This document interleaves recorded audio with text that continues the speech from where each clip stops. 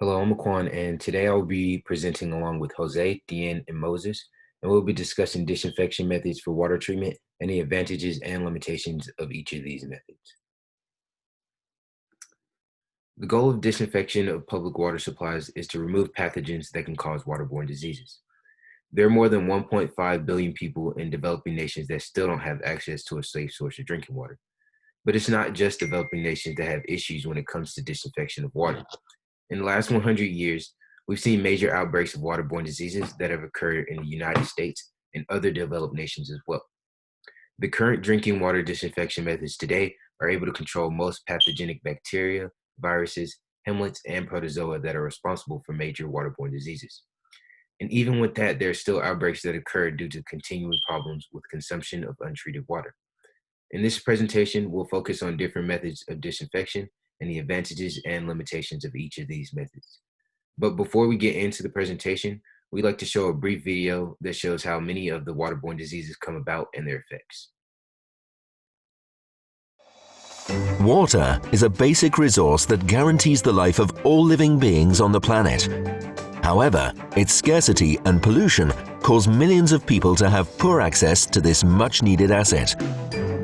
Humans are the main cause of water pollution, which is triggered in many ways: by the dumping of industrial waste, due to temperature rise that causes the alteration of water by reducing the oxygen in its composition, or due to deforestation, which causes sediments and bacteria to appear under the soil and therefore contaminate groundwater. In the same way, the pesticides used in agricultural fields filter through underground channels and reach the consumption networks, and also as a result of accidental spillage of oil. And what are the main consequences of this? Firstly, the disappearance of biodiversity and aquatic ecosystems. Also, humans are harmed by the alteration in the food chain and by contracting illnesses when drinking or using contaminated water. For all this, we must ensure water availability, its sustainable management, and sanitation for all. So to emphasize the importance of disinfecting water, we want to talk about some of the major waterborne diseases and the effects that each of these diseases have. So first, what are waterborne diseases? So these are illnesses that are caused by microorganisms like viruses and bacteria that are ingested through contaminated water or by coming in contact with feces. In developing countries, 4/5 of all illnesses are caused by waterborne diseases, with diarrhea being the leading cause of childhood death. Waterborne diseases spread by contamination of drinking water systems, and this is likely to occur where public and private drinking water systems get their water from surface waters like rain, creeks, rivers, and lakes, which can be contaminated by infected animals or people. Runoff from landfills, septic fields, sewer pipes, residential or industrial developments can also sometimes contaminate surface water, and the germs and feces can cause the diseases by even slight contact and transfer. So here we have listed some of the major waterborne diseases, which include typhoid fever, cholera, giardia, dysentery, E. coli, hepatitis A, and salmonella. Chlorination is one of the many methods that can be used to disinfect water. This method was first used over a century ago and is still used today. It's a chemical disinfection method that uses various types of chlorine or chlorine-containing substances for the oxidation and disinfection of what will be the potable water source. Chlorine was first discovered in Sweden in 1744, and at that time, people believed that odors from water were responsible for transmitting diseases. In 1835, chlorine was used to remove odors from water, but it wasn't until 1890 that chlorine was found to be an effective tool for disinfecting and a way to reduce the amount of diseases transmitted through water. With this new find, chlorination began in Great Britain and then expanded to the United States in 1908 and Canada by 1917. Today, chlorination is the most popular method of disinfection and is used for water treatment all over the world. Chlorination is the process of adding chlorine to drinking water to disinfect it and kill germs. Different processes can be used to achieve safe levels of chlorine in drinking water. Chlorine is available as compressed elemental gas, sodium hypochlorite solution, or solid calcium hypochlorite.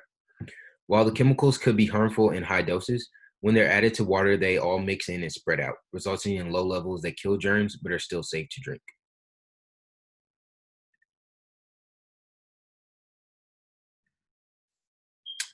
So the advantage of chlorination is that it continues to kill bacteria as water moves through pipes to the tap.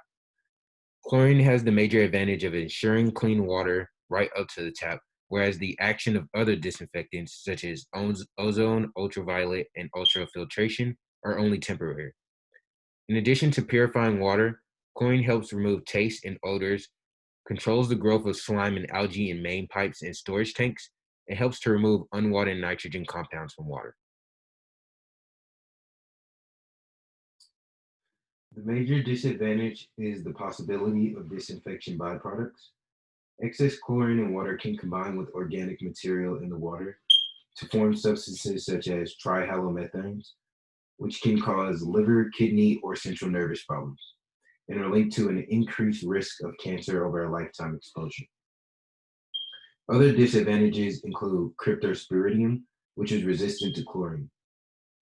Cryptosporidium rose to public attention in 1993 when it sickened over 400,000 people, killing 100 in Milwaukee, Wisconsin. Largely because of this scare, new or amended U.S. drinking water regulations developed early in the 21st century and expanded water treatment requirements specifically to address cryptosporidium. Although chlorine is not effective against it, alternative disinfectant methods such as ultraviolet light do appear to be effective at killing it. The US EPA has set a maximum limit for the amount of chlorine in drinking water, and it's about 33% higher than chlorine used in pool water. In 2011, the new maximum of 4 milligrams per liter of chlorine in drinking water was made effective. Chronic exposure to high concentrations of chlorine, around 5 milligrams per liter, can cause respiratory problems, corrosion of teeth, and inflammation of the mucous membranes of the nose, and increase susceptibility to tuberculosis as well.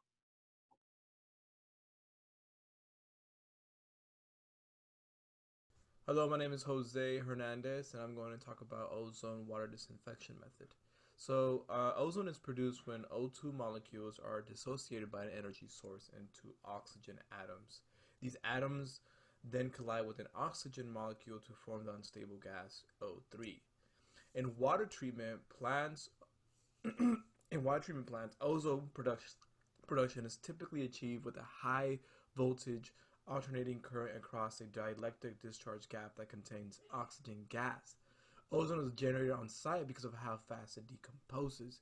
So if you see the photos there, you have O2 being treated with an energy source, which brings that molecular bond, and then those two O2 molecules associate, and then there's O2 molecules already in the air, so you have that extra oxygen molecule attaching to the O2 molecule, and what occurs after that is O3, which is ozone. Ozone's mechanism in disinfection.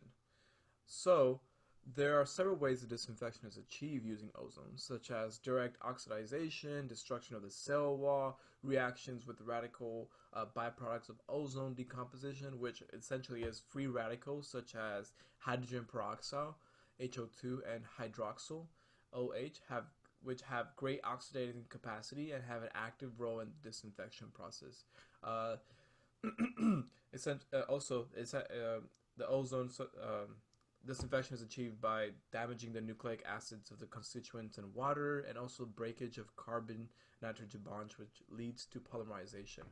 So, um, it is believed that bacteria are destroyed because of oxidation, which is that second bullet that I talked about, which results in cell wall disintegration, also known as cell lysis. To the right is a simple schematic of an E. coli going through cell lysis due to ozone. This is something that I kind of put together here on here on PowerPoint, so it's not the best quality. Um, so when the cell is destroyed, the cell wall is destroyed.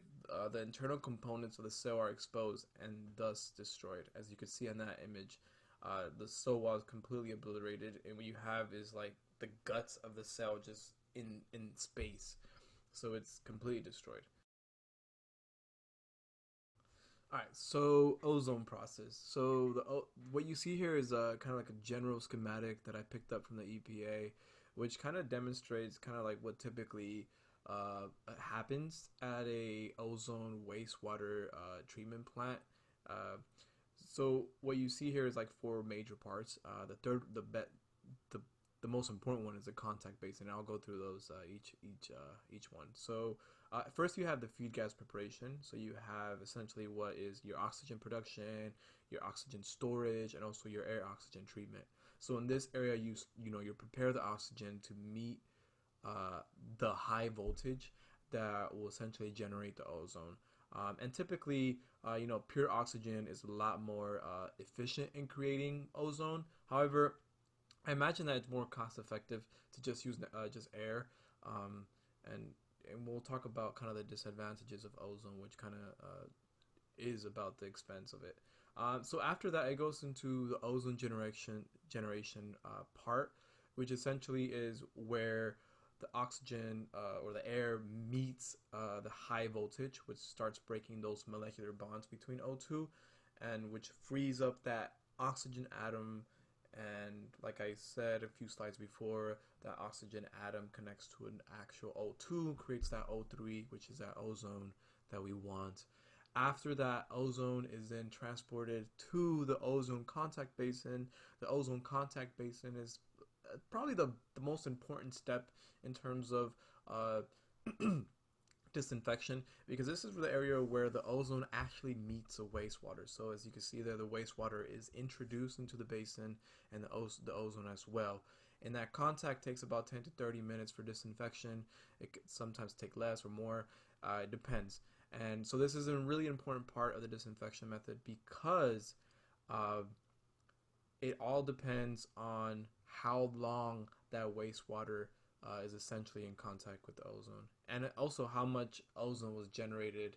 Uh, ozone was generated. After that, that disinfected water is discharged and it goes off to be used by humans or whatever. And then after that, you have off gases. So this is essentially when you have ozone. So ozone's very unstable. So it's an unstable molecular bond. So it's gonna try to go back to oxygen, and that's actually a good thing about ozone. So you have that those off gases that essentially are recycled. So you have more oxygen going in back into the feed gas preparation, and then you also have extra ozone that possibly wasn't destroyed. So you have that happen too, because ozone is very irritable for humans, and it could be toxic as well. So it's also really important that we destroy ozone if there's any remaining left, and if there's oxygen, we want to capture that and put back into the system, or recycle that back into the system. Advantages and disadvantages of ozone disinfection. So some of the advantages are is that ozone is more effective than chlorine destroying viruses and bacteria. Ozone process utilizes a short contact time, typically, like I mentioned in the past slide, 10 to 30 minutes. Um, and then you have ozone decomposes rapidly, which is I also mentioned in the past slide, which is essentially ozone is a very unstable molecule, and it typically reverts back to oxygen after a certain amount of time, pretty fast. But if it doesn't, like I mentioned above and in the past slide, we want to capture that extra ozone and make sure that we destroy that. Another thing is that there's no regrowth of microorganisms, so there's complete destruction of microorganisms due to ozone. Then we have the disadvantages. So ozone is a complex technology, typically involving a lot of maintenance, so it requires a lot of training. And if you're operating a water treatment plant, you kind of want things to go as smoothly as possible and as fast as possible. Another thing is that ozone is very reactive and corrosive. With the proper measures, or if you don't take the proper measures, ozone could be very corrosive to its surrounding environment. The cost of treatment by ozone is relatively expensive. As mentioned above, it's a complex technology which involves training, which involves complex equipment, which involves a lot of money. But in a sense, it could be cheap because you are essentially creating ozone at the plants, and you're not transporting or anything like that. So you have to run a little cost analysis to figure out what's best for the water for that specific water treatment plant. And also, it's extremely irritating, and off gases from contact must be destroyed to prevent human exposure, which is something that I've been talking about throughout the past slide and this slide is that it could be toxic and it could be really irritating, especially for workers that come in contact with ozone. So it has to be destroyed to prevent any exposure to humans or to the environment. And yeah, that's it for me.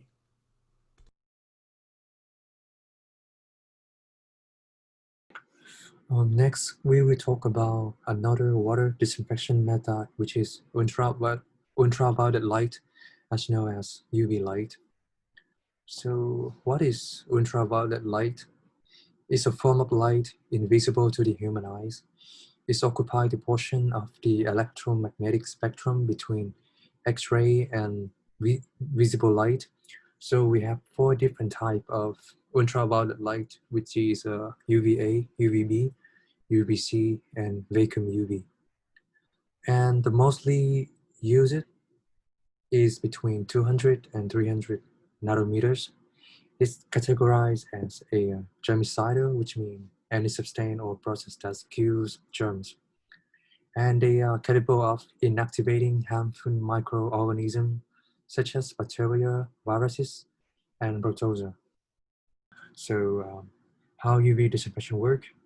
I have a picture of a ultraviolet light disinfection machines here. As you can see, we have three important components, which are the inlet, the chambers, and the outlet.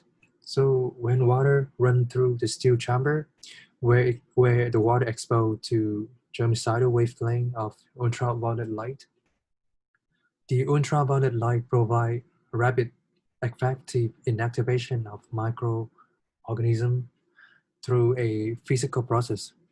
This deactivates bacteria and waterborne pathogens.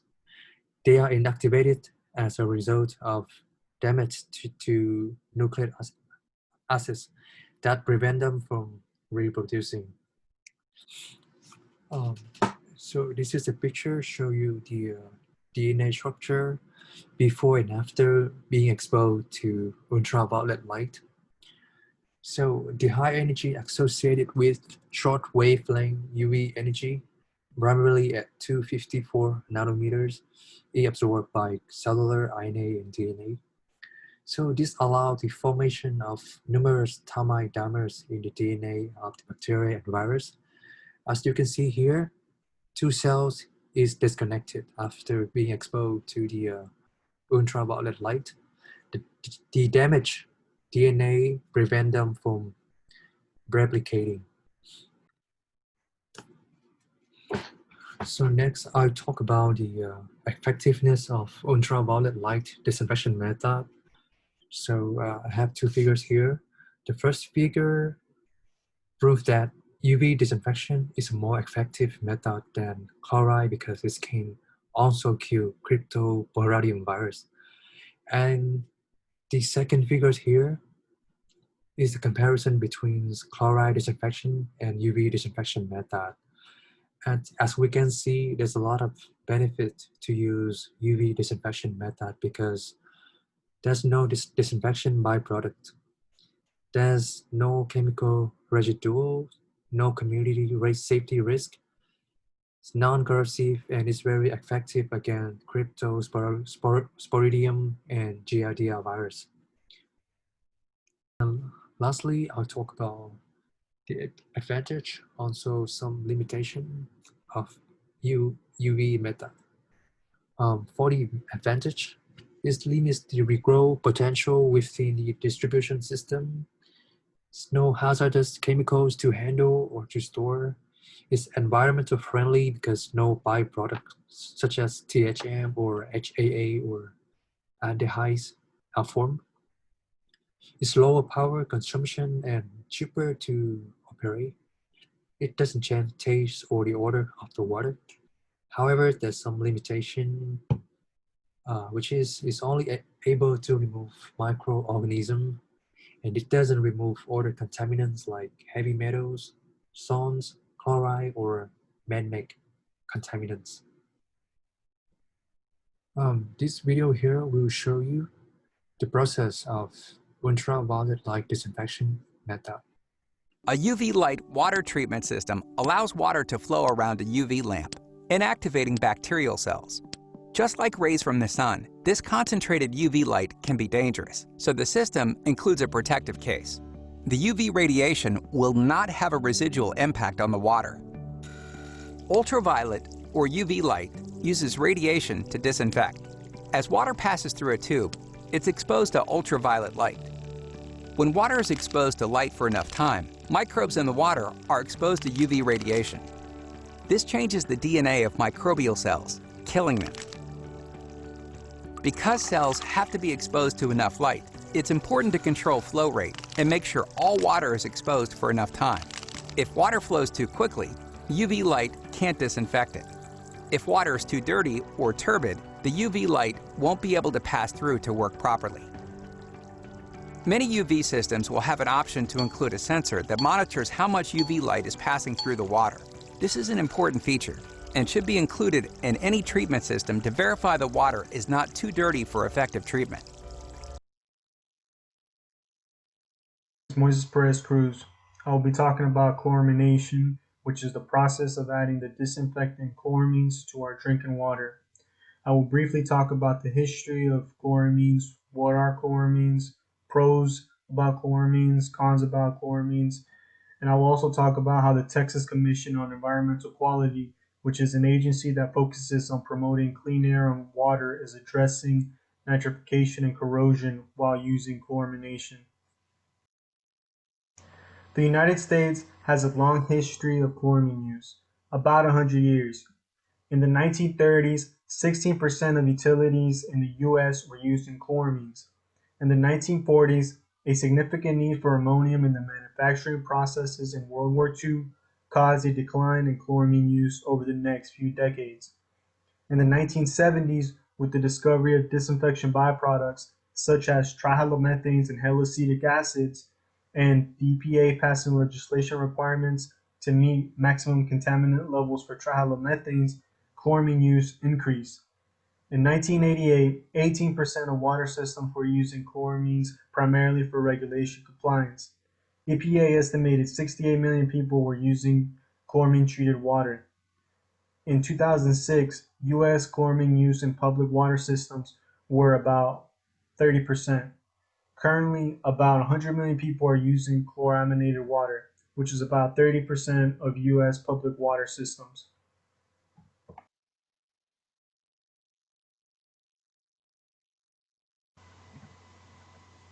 Chloramine is a disinfectant used in drinking water. It is formed by mixing chlorine with ammonia. On the slide, we see how chlorine reacts with water to form hypochlorous acid and hydrochloric acid. When ammonia is added to the mixture of water and chlorine, the ammonia reacts with the hypochlorous acid to form monochloramine and water. Monochloramine are less effective as a disinfectant compared to free chlorine residual. However, it is more stable and it extends disinfectant benefits throughout the water distribution. Some water systems use chloramine as a secondary disinfectant to maintain a disinfectant residual while water travels.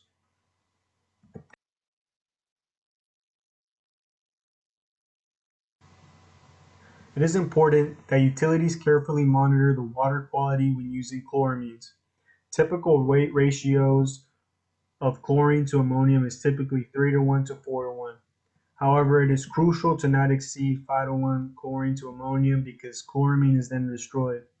In the chart, we see that if we exceed the 5:1 ratio, monochloramine reacts with hypochloric acid to produce dichloramine and water. Free ammonia is not present in this region. If we keep exceeding the weight ratio of chlorine to ammonia, dichloramine reacts with hypochloric acid to form trichloramine and water. According to the CDC, skin, eye, and respiratory problems have been linked to dichloramine and trichloramine exposure in relation to indoor swimming pools and hot tubs. However, dichloramine and trichloramine are typically not an issue in treated drinking water, which uses monochloramine.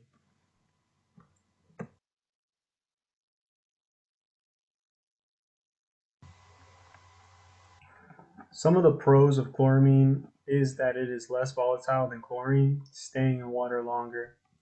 It kills longer and reaches farther into the system. It ensures that all areas of water distribution network are properly disinfected. It reduces Legionella growth in building plumbing compared to chlorinated water. Reason for concern of Legionella is that since 2001, the number of outbreaks have increased, and the CDC reported in 2015 that there was a fourfold increase in Legionella disease. Uh, Chloramine is also less reactive with natural occurring organic matter, producing less disinfection byproducts, meaning trihalomethanes. Uh, Chloramine is also effective at controlling biofilm. It reduces biofilm bacteria concentration and induce corrosion of pipes.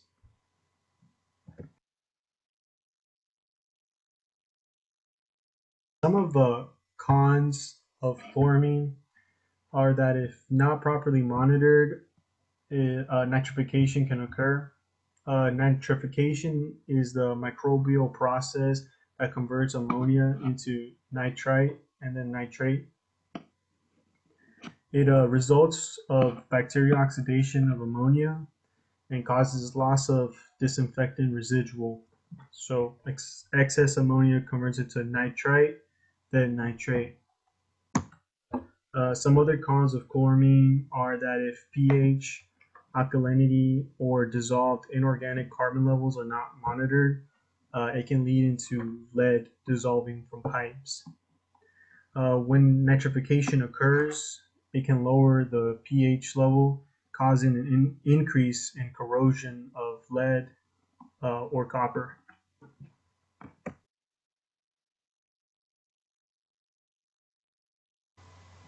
Some of the ways that nitrification is being addressed is optimizing the chlorination process, reducing the water age by routinely flushing and cycling, replacing aging infrastructure. And from the Texas Commission on Environmental Quality, the key is stopping nitrification is to starve the nitrifying bacterial of nitrogen, temporarily converting your disinfectant from chloramines to free chlorine. So historically, the water industry has adapted to new technologies at a slow incremental pace. In the past 20 years, there's been a rapid entry of new technologies that continue to be developed, tested, demonstrated, and introduced to the municipal water treatment market. And four of them we went over to today, but these are certainly not the only technologies being considered by the water treatment industry. However, they have come a long way towards demonstrating their reliability and applicability to large-scale municipal water treatment plants. And as the cost of these technologies continue to decrease, their applicability will steadily increase. So there's almost no contaminant that cannot be removed from water. The question becomes that of cost. As alternative water resources become increasingly less available, the need for innovative and cost-effective treatment technologies will steadily rise. And a few of the technologies that we may see in the future include um, membrane filtration technology, low pressure membranes, and advanced oxidation technology. So that concludes our presentation. Thank you guys for listening. And if you have any questions, feel free to contact any one of us.